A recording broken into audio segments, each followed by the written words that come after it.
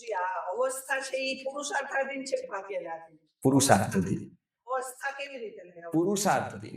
આપણે જેટલો પુરુષાર્થ કે ઈ નો જ સમજે કે ગમે એટલા હા. કરો તોય નો આવે તો ઈ પુરુષ કરવાનું જ નહીં. કરવાનું એ ન સમજે એનામાં ફરક ન પડે, પણ આપણામાં ઘણો ફરક પડતો છે. આપણામાં ઘણો ફરક એના માટે નથી કરવાનો.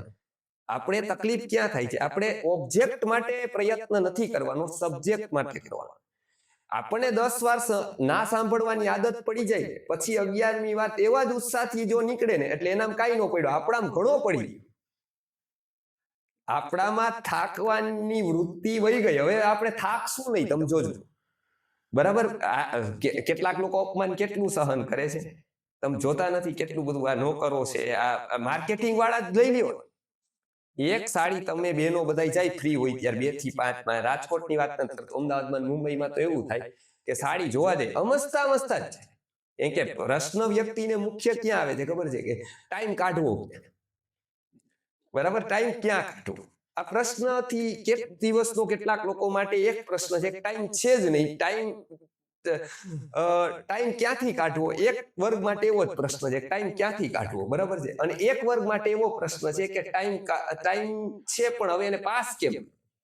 તો એવા વર્ગ તો 2-3 ઓલા જાય, 2-3 કલા, આ સાડી બતાવો, ઓલી બતાવો, ઓલી બોલો, બધું જ વીખી નાખે આખે આખું. પણ દુકાનમાંથી લઈને કે હવે નથી ગમતી, તો દુકાનદાર શું કરે છે? હવે જો એવું નથી કે આવા નવા આવેલા આવે હું બંધ કરી દઉં, ધંધો જ ન કરાય, આવું કોઈ દિવસ કરાય, કેમ કે આવા 100 માં 90 આવા જ આવે, એમાંથી જ એને 10 મળવાનું. બરાબર? એ પાછા આવી રીતે કે કાંઈ વાંધો નહીં બેન, પાછા તમે આવજો, આ નથી ગમી, કાલ નવો માલ આવવાનો છે. બરાબર છે? તમે તો જ માનજો કે તો જ ઈ આગળ જવાનો છે. જો આવો ખારો થયો માનવાનું ઈ તો કંપની આવી જશે ને એનું બંધ થઈ જશે. આ જે બિઝનેસમાં જે મેન્ટાલિટી કામ કરે છે, ગ્રોથ, બરાબર, અહીંયા પણ એવું જ થાય. અહીંયા જો તમે થાકો નહીં તો એવા 25 માંથી કોક 5 મળે. એવા 25 જણામાંથી કોકને ક્યારેક ટકોર થઈ જાય કે આટલી બધી વાર કે છે કંઈક મહત્વનું તો હોય, નકર મારી પાછળ શું કામ પડે છે? બરાબર?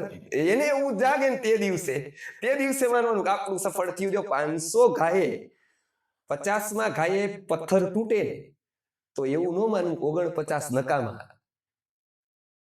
49 એને નબળો કરતા હતા પણ ખબર નહોતી, અને પથ્થરની નહોતી ખબર હું નબળો પડું છું, અને મારવા વાળાની નહોતી ખબર કે પ્રત્યેક ગાયે નબળો પડે, તૂટશે 50માં, પણ 50મો ક્યારે આવશે એ આપણને નથી.